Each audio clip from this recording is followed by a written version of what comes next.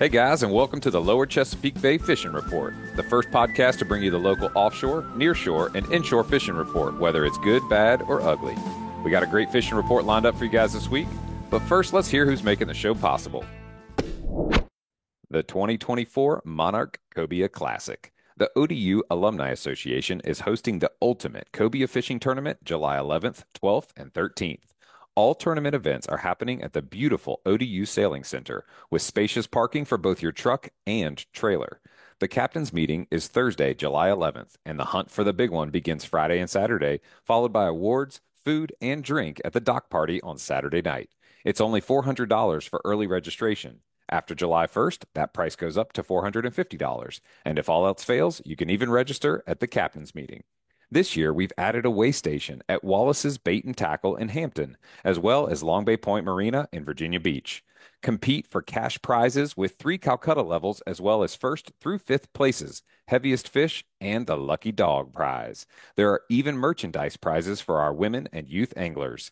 All proceeds support the ODU Alumni Association Scholarship Fund and ODU alumni programming. To find out more, visit them on Facebook at Monarch Cobia Classic, as well as the links in the show notes.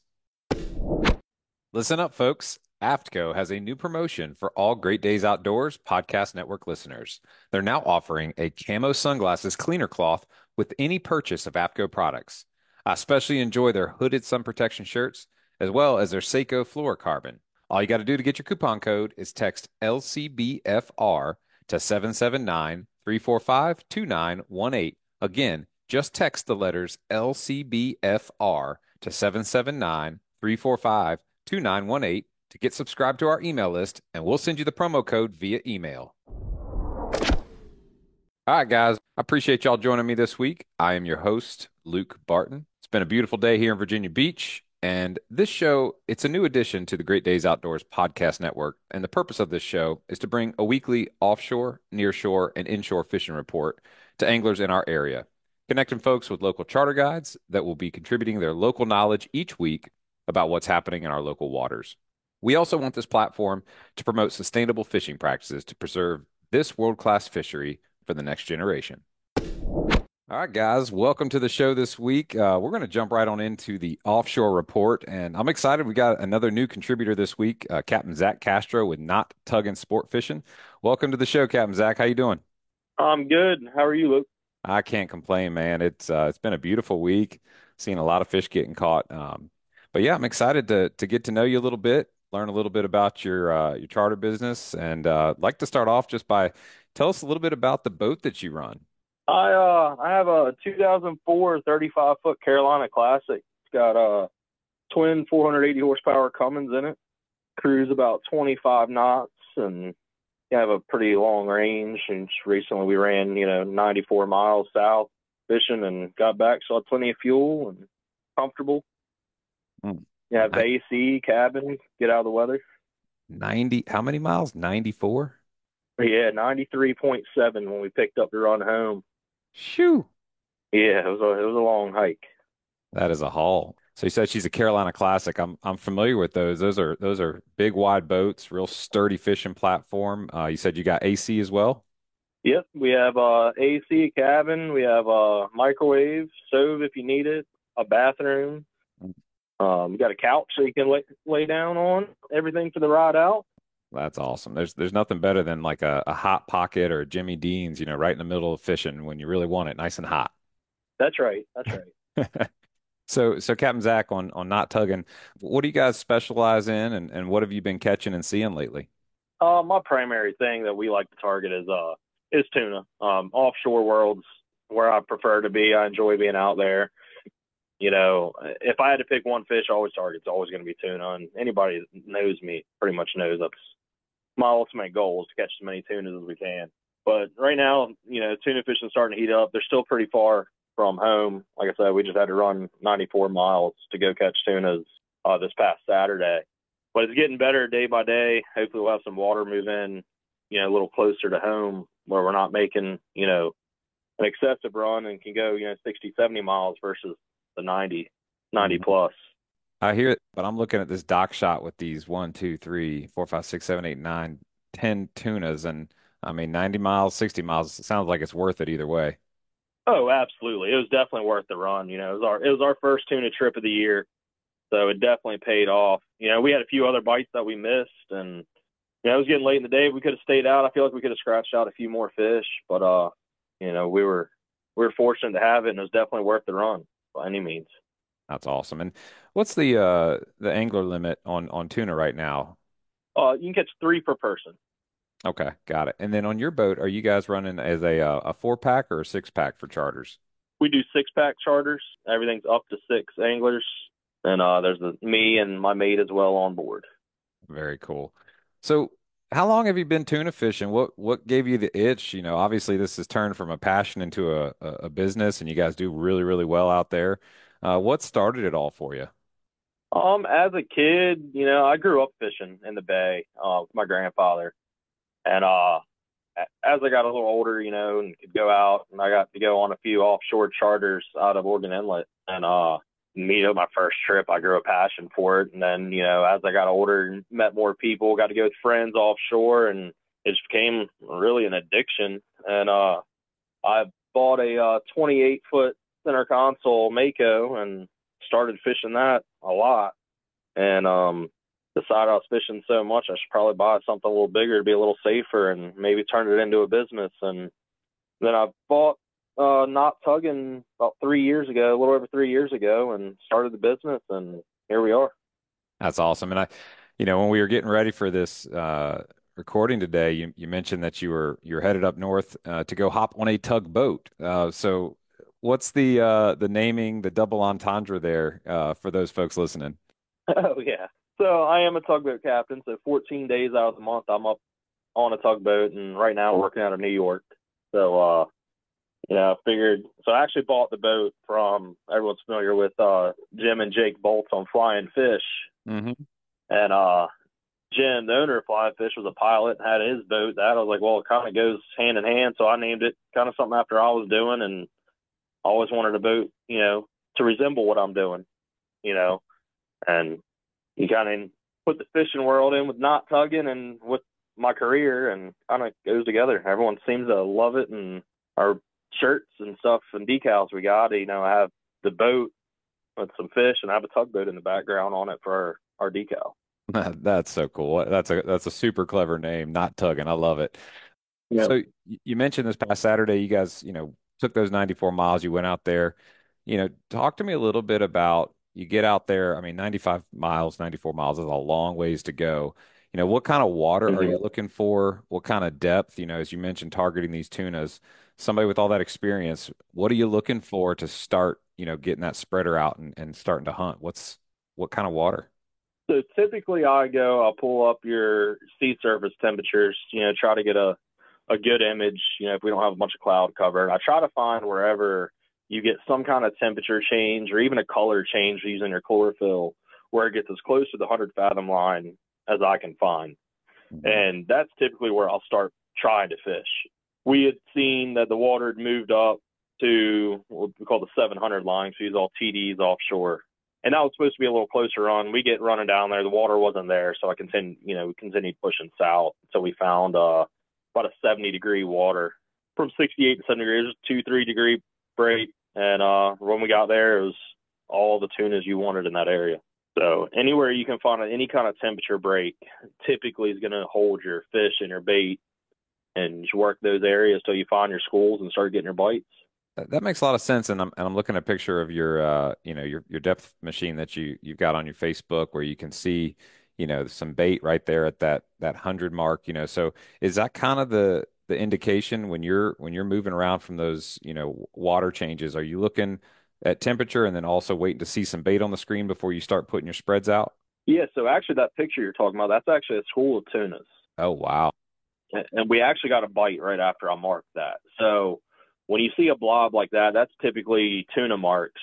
And, if you can get them in 100 feet shallower, if they're going to eat, typically you can get a bite out of it. So if I don't get a bite like that mark, say I wouldn't have got a bite out of that right when I passed over, I would have Hmm. circled real tight on that mark again, got right back on it again. And chances are you circle it 2 or 3 times, I feel like when they're that shallow, typically you can pull at least a bite out of it. Yeah, and I've heard folks talk about, raising fish, with the harmonics of a diesel. Is that myth or is that reality? I feel it's a super reality. Yeah. I'm very particular about a certain RPM that I troll at. I don't look at my speed. I don't feel speed's a relevance in this at all. I do feel like there's a harmonics in your engines which do, so to say, attract fish or not spook them at least. That makes sense. Yeah. And I feel like every boat has a certain RPM that produces the harmonics that allows more bites. Yeah, And I found that on my current boat, I run the exact same RPM every time we're offshore. that's interesting. I mean, you take a sample size of however many tuna trips you started out early on. How long did it take you till you found like the right harmonic, the right RPM? So, like I said, I bought the boat for somebody I knew, so I kind of had a little idea where to start. But it was probably the first trip we went out actually, and I started playing around with it. Kind of got in the general speed that you would tuna fish at, which ended up being on the lower end. And it's I'll just say it's 720, 725 RPMs for my particular engines and boat. Hmm.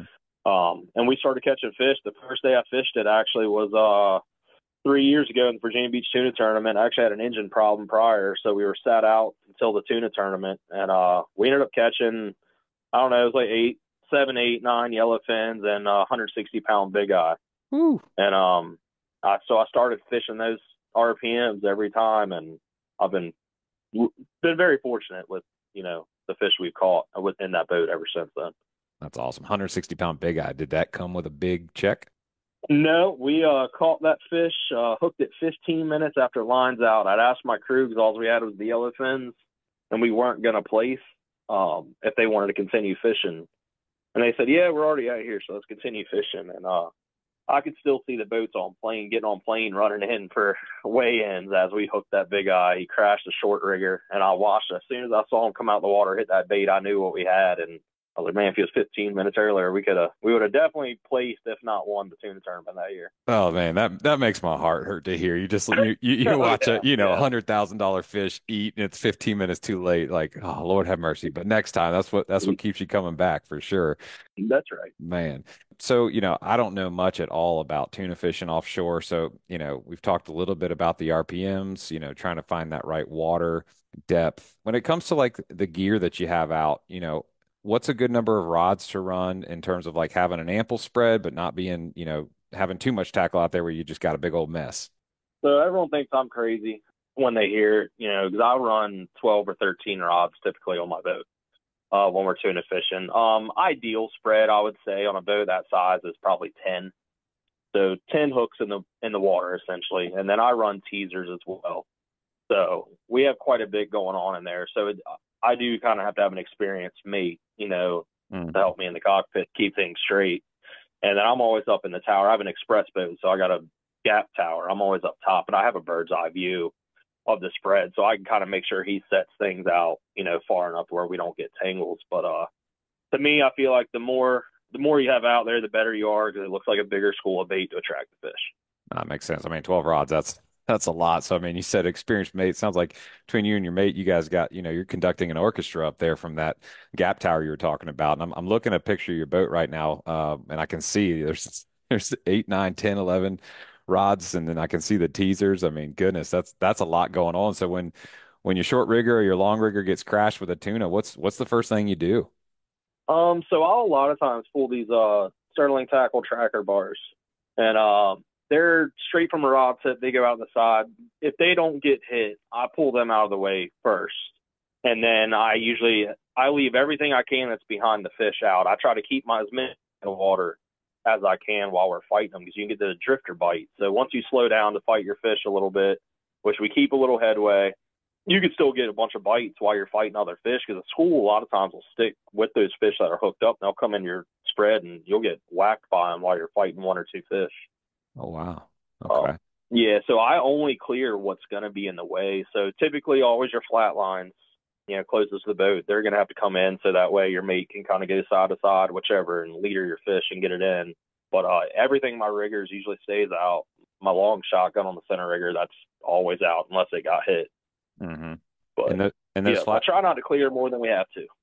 that makes sense. And those flat lines you mentioned, I think, are those the ones where you've got a clip like directly behind the transom?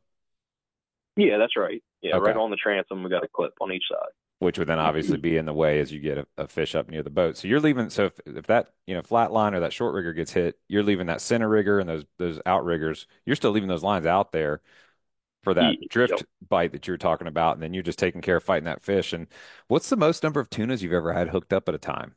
I think the most I've ever had hooked up was 12, Goodness gracious! and it's pure chaos. I mean, It is absolute pure chaos. how did you get through that, or did everything just turn red? A lot of yelling going on, just as everybody can hear. You're untwisting rods, and whatever fish is out running, you just kind of let the fish run, and you work your closest fish in first, and if you can get them in, then you move. So you get an angler, gets a fish, mate gaps it, you just hand him the next rod, and he starts fighting the next one, and everyone starts taking turns, and everyone starts fighting fish. And basically all it is me and the mate at that point are making sure lines don't get crossed and twisted up. And as long as you don't keep them from twisting up, you should be able to land them all. I mean, it's hard. You do typically pull one or two of them off, but Hmm. yeah, it's pure chaos, and I love it. That's my favorite part of it. That's why I like tuna fishing so much.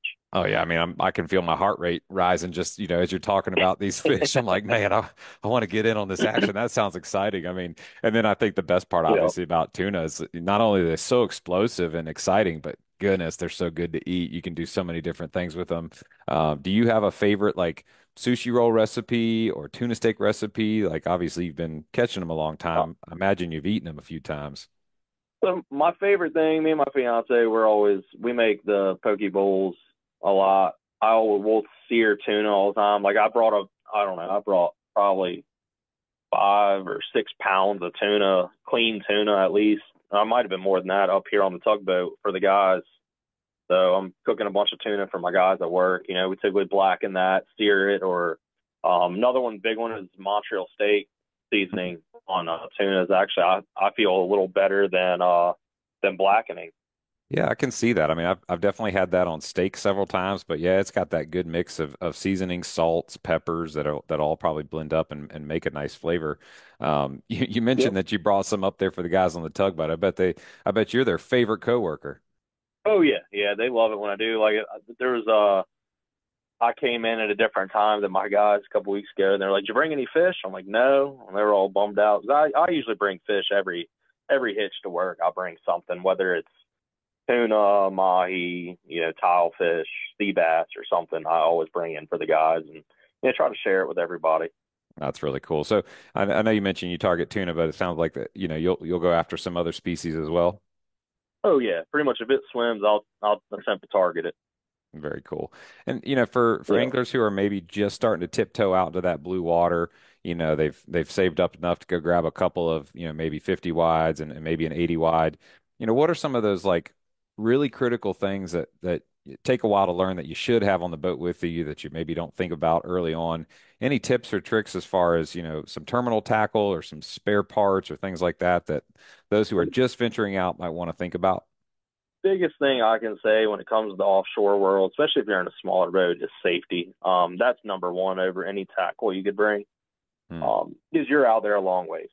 Hmm. Always be safe. Always make sure everything's double checked and triple checked on your boat. But as far as tackle, if you're gonna have anything, you can't ever go wrong with any squid chains, spreader bars.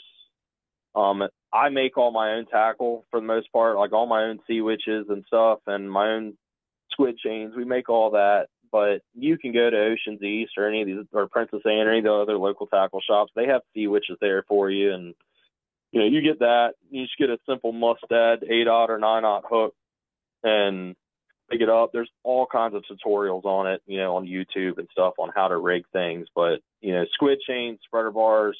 When I say you can have anything, the more baits you got. So a squid chain has multiple squids on it, and a spreader Hmm. bar has even more than that. So there's just more attractants there. It just looks like a bigger school of bait. So definitely have that in your arsenal out there, and you typically will do pretty well. That's great to hear. Yeah, I think there's never a day where you've got too little tackle on the boat. That's for sure because you never know when you're going to have some major tangle and have to cut some things up or whatever. And always be prepared. And I appreciate you saying safety too. That's something that I've definitely learned the hard way. Had a scare nearly tipping my boat 2 years ago, and I listened to a show one time where these guys were talking about the importance of, having at least your lap, PDF on you, or at least having, those things nearby. I'm sure offshore you've got, your Garmin, your InReach, or some sort of, signaling device and all those things to be compliant with the Coast Guard. So, Captain Zach, when you Yeah. guys are out there looking and maybe some hours have gone by and nothing's happening, you know, what does experience dictate to do in those situations? So I will pull my own hair out if I don't catch fish. I'm my own worst enemy when it comes to that. So say we get out there, super, super slow bite, nothing's going on. We haven't had any troll bites. I'll change it up. I'll ask my guys, do you want to go bottom fish for, tile fish or, black belly rose fish or, go deep try for a grouper even, I offer any of that because there's nothing worse than somebody coming out and spending the money and not bringing any fish back. Obviously nothing is a guarantee, but you can up your odds a whole lot by going and dropping for some tile fish, and you at least bring meat back and like kill the, change the vibe on the boat, make everybody a little happier once they start catching some fish. Then you can get back on the troll once you catch your tile fish, and maybe the bite will be picking up by then. Mhm. Yeah. So always have every option. Yeah, and there's so much cyclicity. I don't even know if that's a word. Somebody's going to fact check me for that. But things change so fast, whether it's a tide, a current, the weather, and it's like you got to be patient. You got to keep trying, and I can just tell from listening to you talk that this is obviously something that like runs deep in your bones and you're passionate about. So it's like if I were to get out there with you, I feel like I could just rest assured that you're going to do everything in your power to make sure that we put something on the deck. Yeah, I never one that just kind of rolls there and just give up. I can't do it. Hmm. It's not even so much just for the customers as it is me as well. I don't want to go out there just for a boat ride. And I know someone paying money doesn't want to go out there just for a boat ride. So even if we can do something, I mean, you want to change the mood on the boat because everyone starts, you're out there for 12 hours and they don't catch a fish. It can put a pretty bad mood on the boat, I feel like. So change it up, and make sure everybody's having fun. That's the number one thing. If everyone's having fun, you're already ahead of the game there. Yeah, that's the truth. And speaking of having fun, I'm looking at your Not Tugging Sport Fishing page on Facebook right now. It looks like you guys got some, opportunities coming up soon. And if folks that are listening would like to jump on with Not Tugging and Captain Zach and go chase some of these tunas, some of these, tile fish and other things that are out there, what's going to be the best way for folks to get in touch with you and book a trip? The absolute best way is calling or texting me at 757-685-6873. That is my cell phone. I have that on me at all times. But you can always go to nottugginsportfishing.com, and you can look at our trips we offer there, look through the website, and also we are on Facebook and Instagram. Awesome. Well, I will be certain to put those all in the show notes so that folks can easily find them and navigate to them and check out what you're doing and get in contact with you to book a trip. And Captain Zach, I know that the tuna fishing, like you said, is just getting heated up. We're just starting to see some water moving in. So we hope to talk to you again soon to get an update on what the season is looking like for you. Yeah, absolutely. We're getting geared up. I'm at work, like I said, right now, but I should be home. In about 10 days, I'm on a short hitch here, and we'll be getting geared up for the Virginia Beach Tuna Tournament. So hopefully we'll be able to get on the board there for that. Awesome. I'd love to catch up with you after that tournament and hear how that went and see what the fishing was like and hopefully hear about a big check that's written out to Not Tugging. That'd be awesome. I'll definitely look forward to that. Awesome, man. Well, folks, it's always good to hear what's going on offshore here out of Virginia Beach. We're going to take a quick break. Y'all stick around. Hilton's offshore charts. The days of heading out and blindly looking for good fishing areas are pretty much over. Don't waste time and money on fuel searching for fish. You need the most recent, highest resolution images to not only know where to go, but where not to go. The knowledge provided by today's technology is critical when planning an offshore fishing trip. So make the choice that professional captains all over the East Coast make and choose Hilton's Real-Time Navigator. The easy-to-use interface and excellent customer service will have you on the fish every time you go. Check them out at hiltonsoffshore.com. That's hiltonsoffshore.com. All right, guys. Well, good morning and welcome to the show. Captain Sean Shapiro, you are actually creeping out the creek right now to go fishing today. How we doing? Yes, sir. Doing good. Doing good. Heading out to Inlet. Getting ready to go out and look for some copia. Awesome, man. I know you guys have been doing a lot of fishing lately. What you been catching? What you been seeing? Yeah, so this past week we've done a little bit of everything. Did some offshore fishing on the wrecks for black sea bass. Had very nice class of bass. A few fish over 5 pounds, which, Virginia citation plaque award for the people there. So that was pretty cool. And we slipped inshore a couple days and did some spade fishing, which we also had a few citations doing that, man. Like the class of fish right now are just really nice class of fish. And then yesterday we finished the day doing some cobia fishing, and that was world class by far. I saw a couple of pictures you guys posted yesterday. It looked like there was some pretty unbelievable numbers. Man, yesterday was one of those days you dream of. I had some buddies up here from the west coast of Florida, and when they come, they throw out all the fish, and I pretty much just drive the boat, and I'm the count man. So I kept counting all day, and I think at 11 o'clock we had seen 50 fish, and then we ended the day seeing 143 fish, and we ended up catching 27 of those, which is a pretty phenomenal day. Goodness gracious, that's some incredible cobia fishing right there. Any of them have any size to them? What was the average class of fish?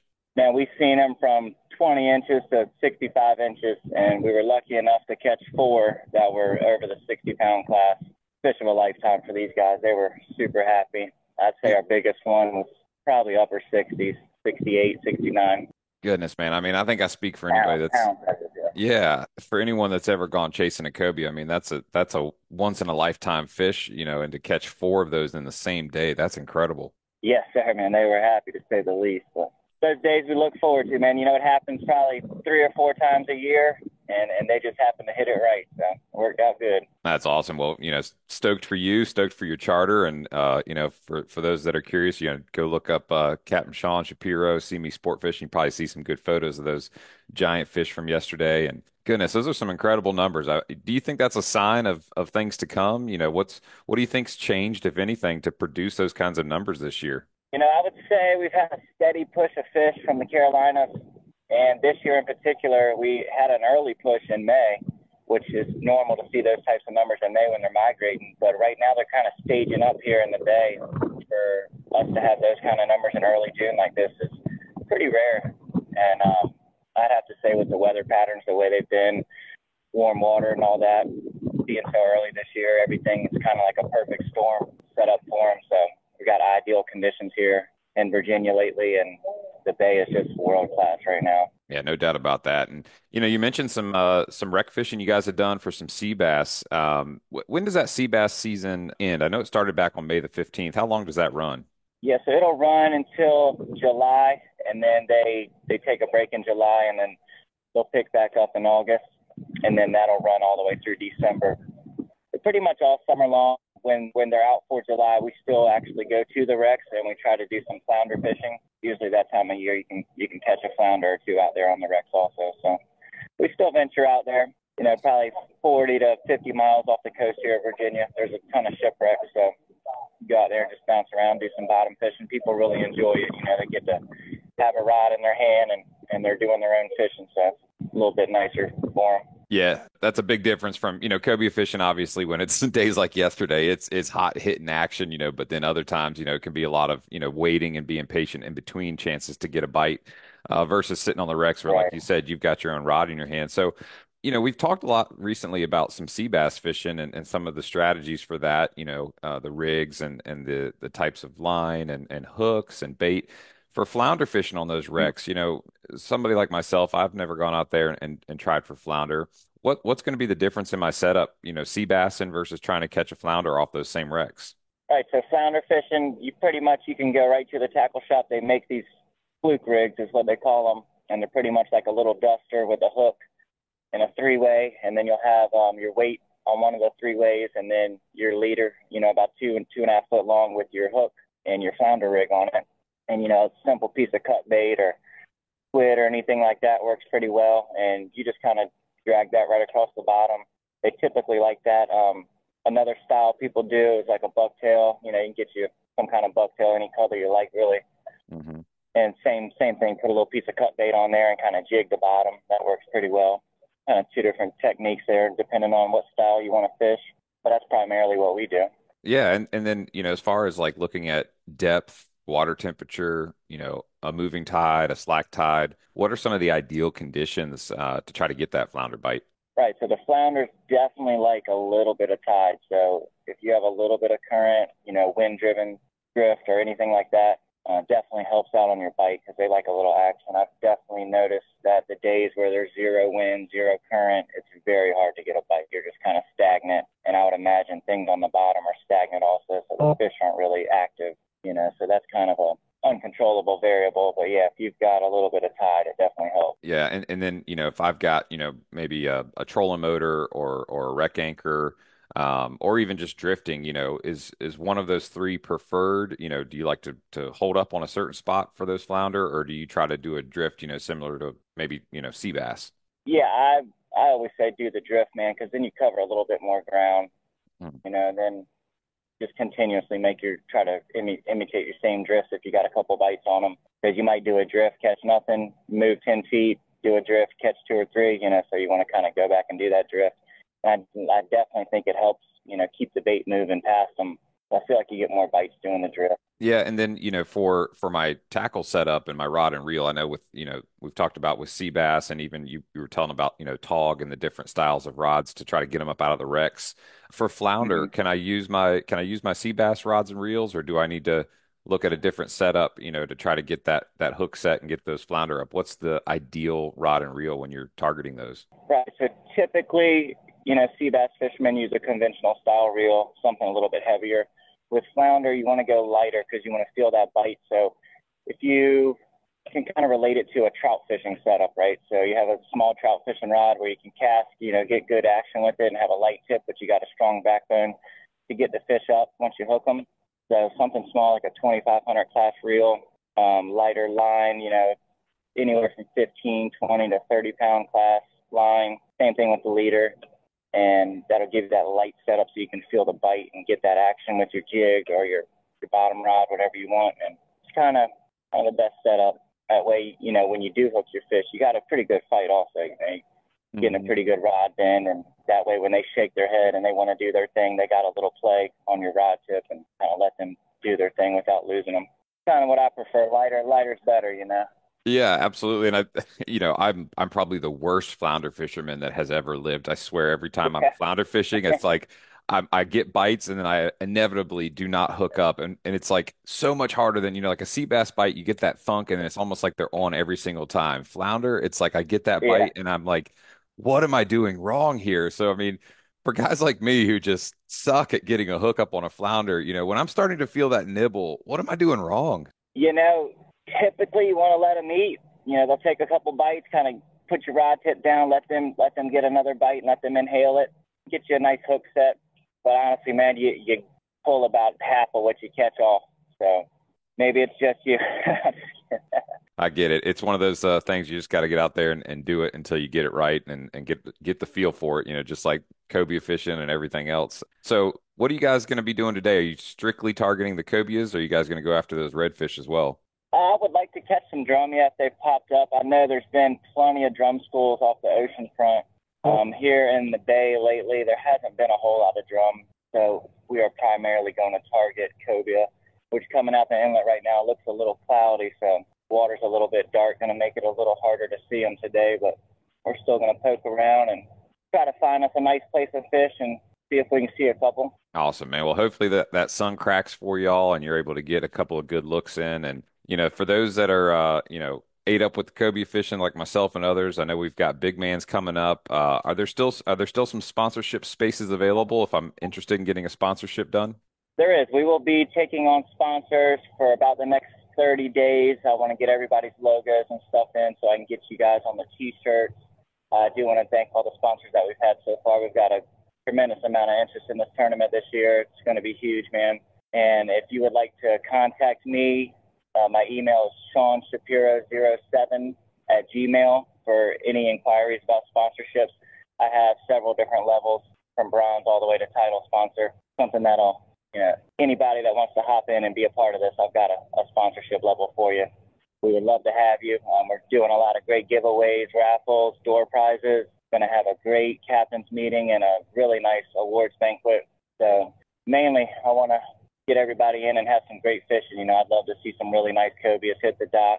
I anticipate us getting around that 80,000 mark this year on prize giveaways. So there's going to be some big money at stake, and somebody's going to go home with a pocket full. So Yeah, man, that's tell your buddies, tell your friends, get you some crews together, and I want to see you guys bring your best in August. absolutely. Yeah, man. It's always fun to get everybody together and just see what can happen. I think it's the season is starting off strong, so I've got a good feeling we're going to see some really big fish hitting the dock this year. Hopefully several in the 60 and maybe even 70-pound range. So I think I speak for everybody. We appreciate you administrating this tournament and carrying the torch for the guys that got it started originally and Big Man and honoring him. So we're excited about it. And like you said, folks want to get up and talk about sponsorship, we're going to drop that email and information in the show notes.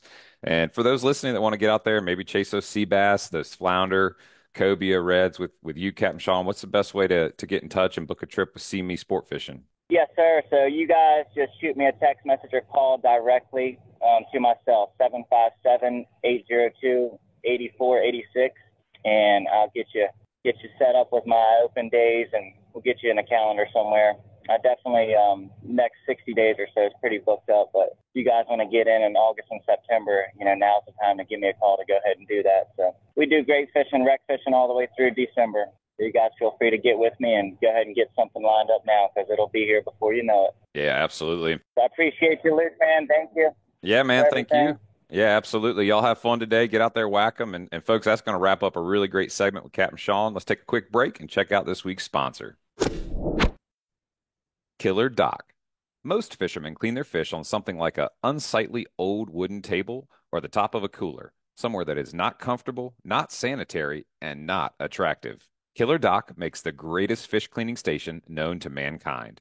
They are built from marine-grade aluminum and are corrosion-resistant clear-coated to protect it from the harsh salt environment. Killer Dock makes tables and canopies at several different sizes. So whatever you need on your dock, deck, or patio, they have a fish cleaning station for you. Check out killerdock.com to see more.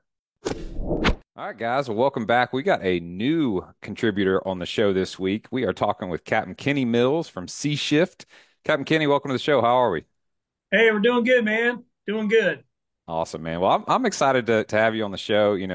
We've been friends for a while. I've followed your fishing journey, and I know recently you rebuilt your tower on your boat, and then you just did something else new with it. So, for the folks that are just getting to know you a little bit, tell us a little bit about your boat and what you guys specialize in over there at Sea Shift. Okay, so I have a 24-foot privateer. About maybe 6 years ago now, me and a good buddy, Bobby Critcher, we took a business venture together, and we rebuilt the boat from the ground up, from stringers to the floor, everything.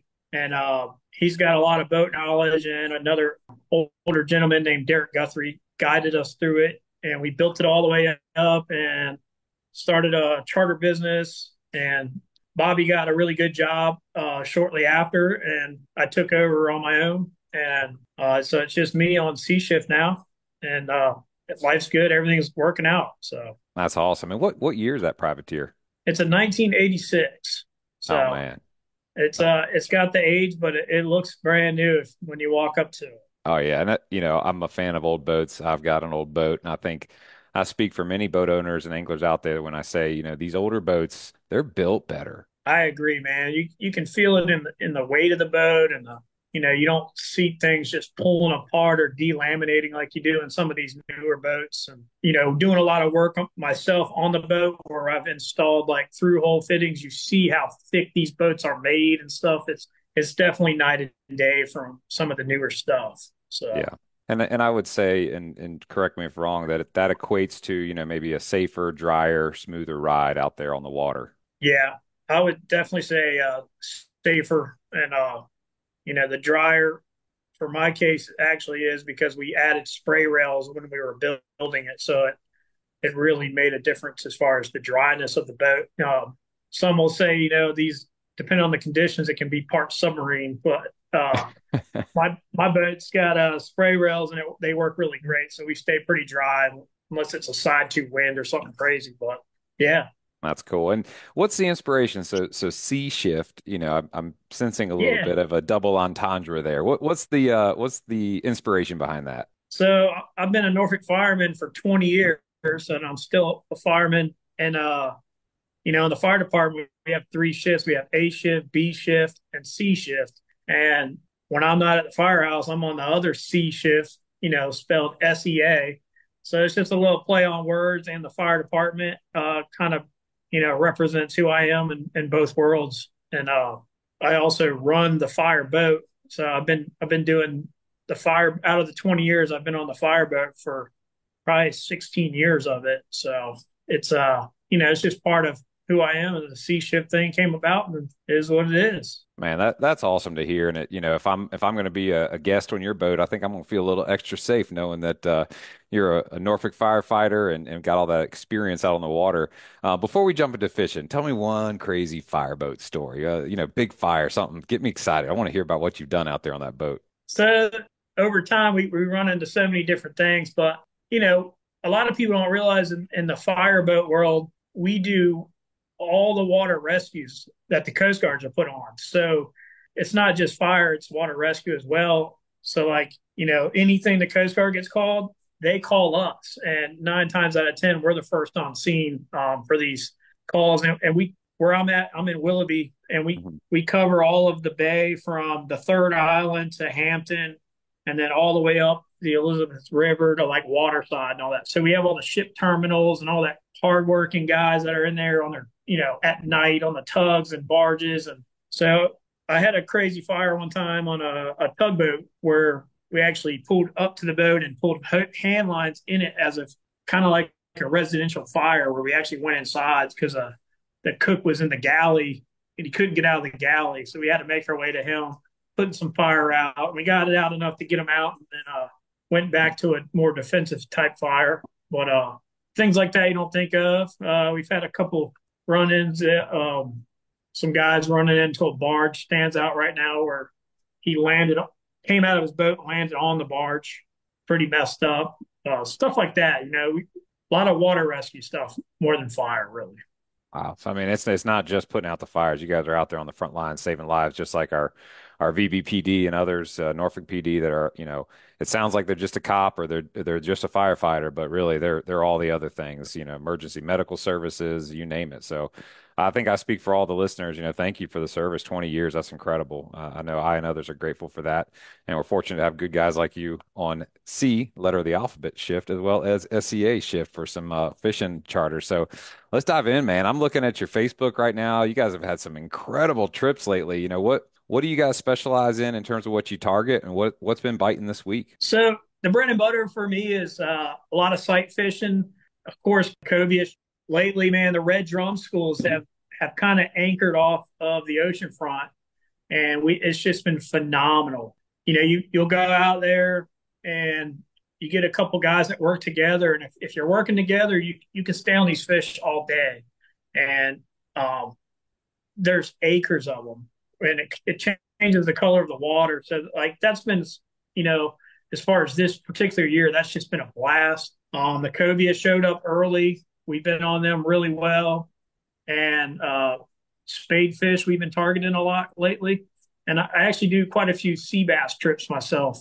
I like to break it up from the sight fishing thing every day, and it's nice to get the wreck fish trips in, and the sea bass and spades or whatever. So, yeah, man. That's awesome. And, I've seen some of these videos going around about the redfish, I'd like to dive into that for just a moment. You mentioned about like working together and communicating.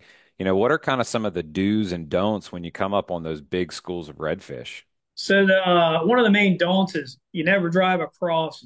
And if you see a boat working on them, it's okay to get on it a little bit, but once you get to the point where, you don't want your wake and stuff to get to that school. So if you can see which way they're going, it's best to stalk these fish so you can come up behind them.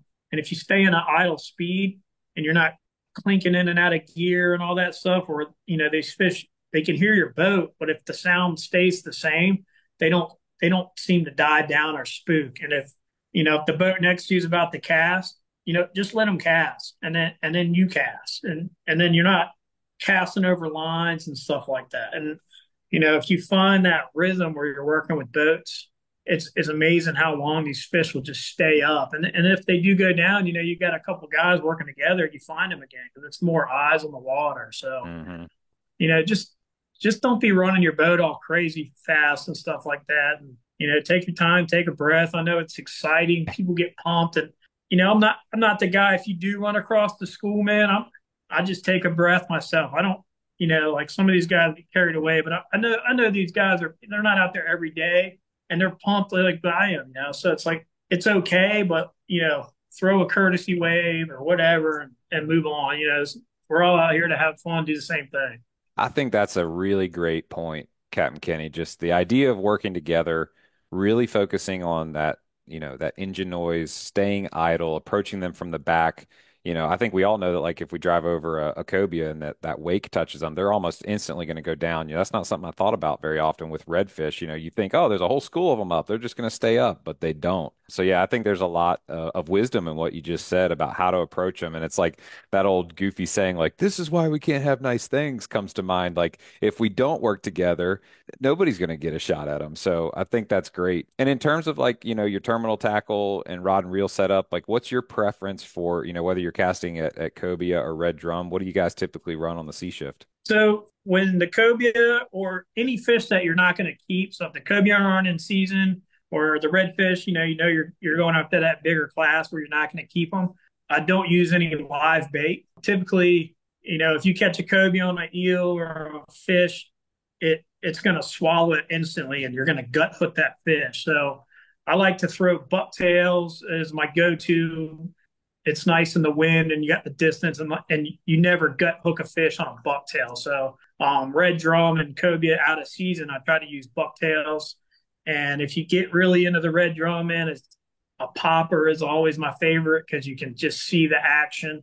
A little funny story. Yesterday, we caught 20 to 30 red drums, and my charter was worn out. So we cut the hooks off my popper, and we were throwing a hookless popper and just watching these fish blow up on it, spit it out. The next one would grab it. The next one would grab it. It was just wild. And then they're not fighting a fish anymore because it was just like, National like Geographic watching this thing go down. It was cool, man. Oh man, that's got to be exciting. I'm curious, even though there wasn't hooks in them, did they hold on pretty good for a little while with their jaw strength? So we probably, 20 seconds at the most, you would have it full drag, and then it would release it, and you'd be on another fish within a second. So it was no like long fight, but it was like, you felt the pull, and then they would realize it was just this piece of metal pretty much that's floating, and next fish would be on it. Though it was, and they're hitting it so hard it would fly out of the water. Like it was crazy, man. It was fun. It was a Oh lot of fun. man. That is really cool. And I also like the kind of sustainability of that practice too. It's like, hey, we've caught 20 of them, we've gotten our pictures, we've gone through the process of a safe release. We don't need to bring that many more fish into the boat. Let's still have the same amount of fun and excitement, but protect the fish. So that's really cool as well.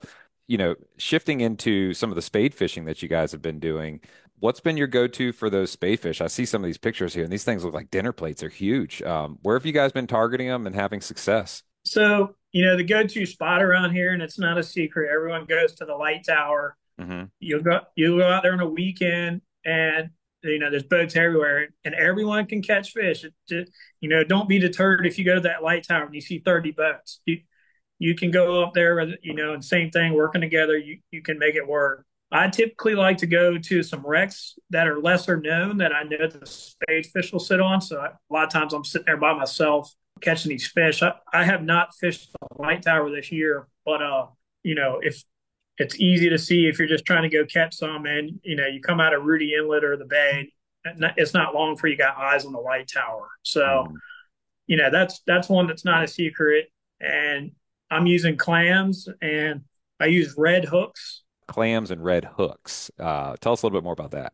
So the red hooks, it's something I was told by an older guy, back when I started fishing, and I've carried it with me, and I have used, black hooks or red hooks, and it seems to make the difference. I've had fish grab the bait off and the red hook's still in the water, and I've actually caught fish with no bait on my hooks. And maybe it was just that one thing or me, but I swear by the red hooks with spade fish.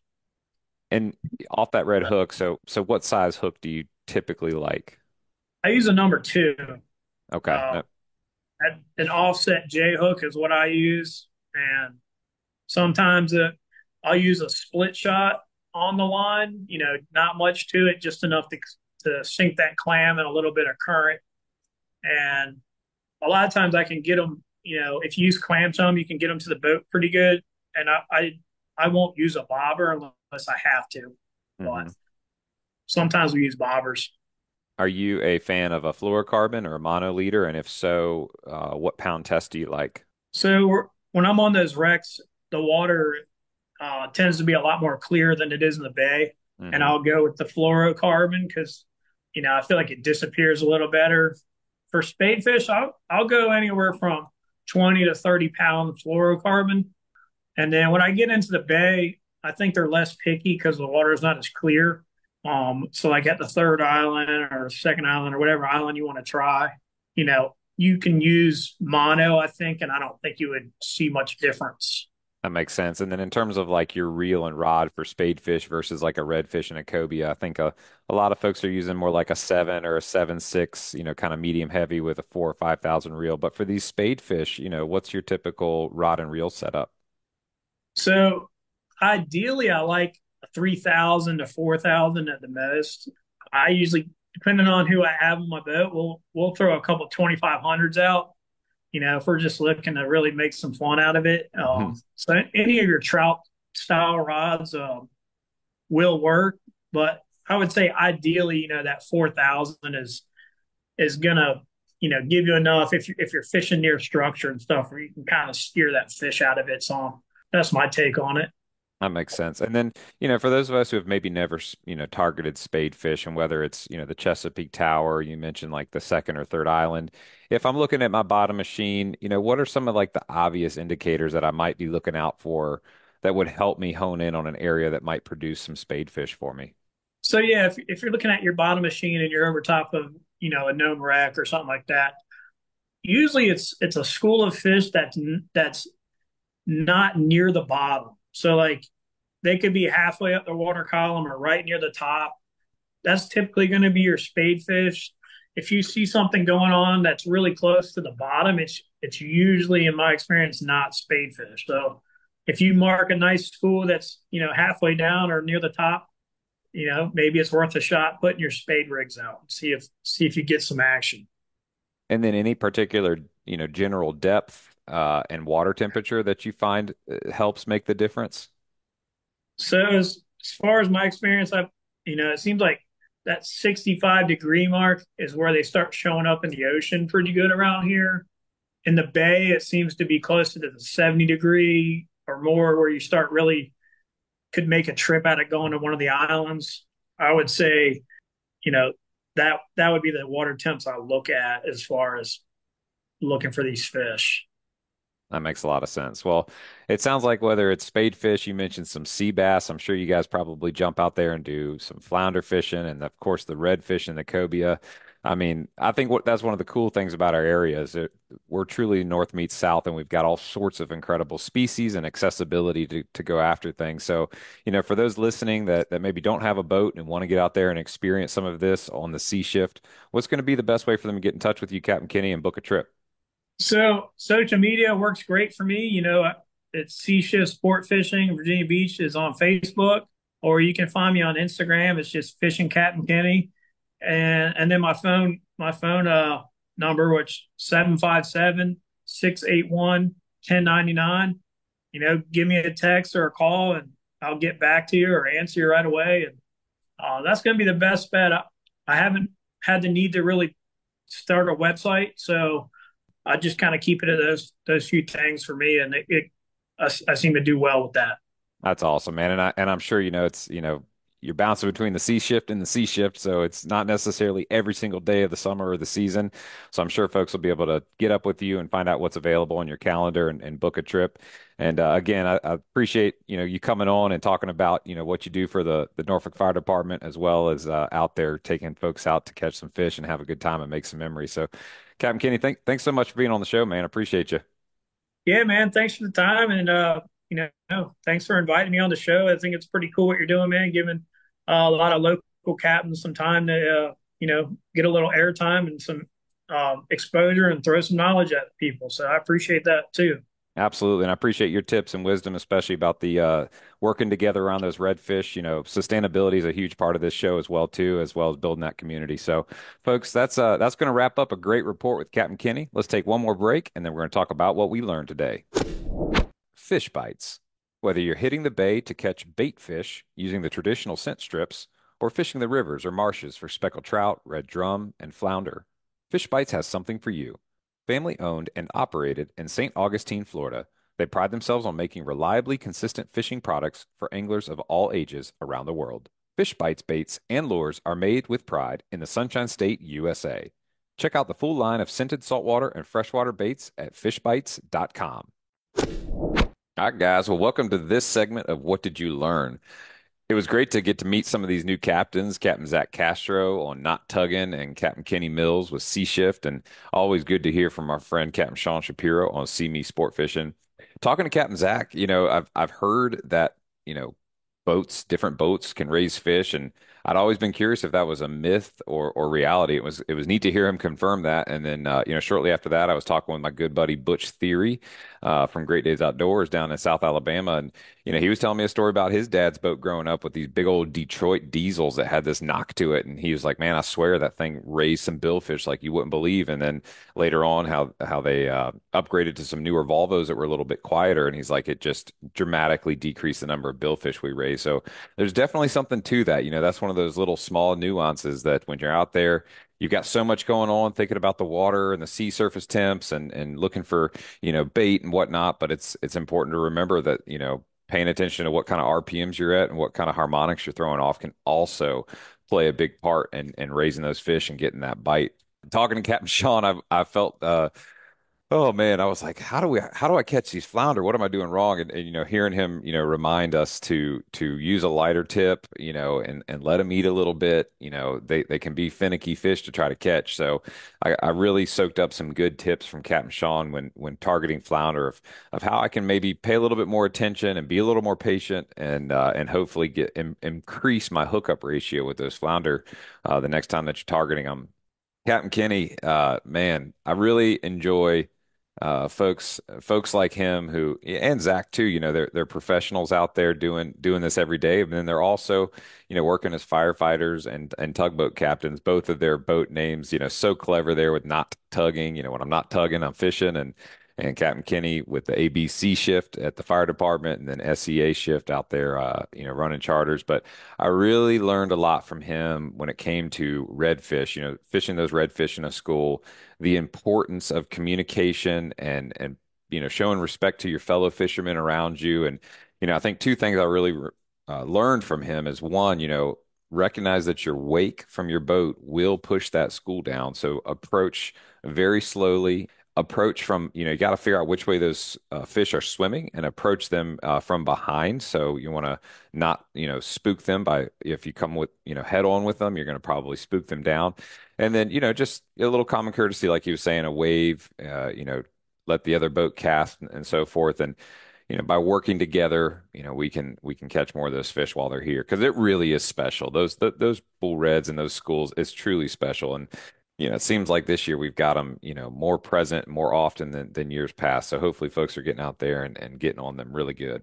Guys, I am so excited. The fishing season is just firing off. We've got some tournaments coming up. It's going to be a great summer here in Virginia Beach. So I'm especially grateful to all of our captains who are contributing each week and sharing their knowledge and helping us understand how we can be more successful, as well as how we can get out there with them and book a trip and get on some of these great fish, have a great experience, make some memories, and of course, fill the cooler and have some good eats too. So that's going to wrap it up this week. Please subscribe, rate, and review wherever you listen to podcasts. And remember, to get your free AFTCO Camo Sunglasses Cleaning Cloth, just text the acronym LCBFR to 779-345-2918 to get your promo code and be added to our email list so we can send you the new show each week. You guys keep whacking them and be safe out there.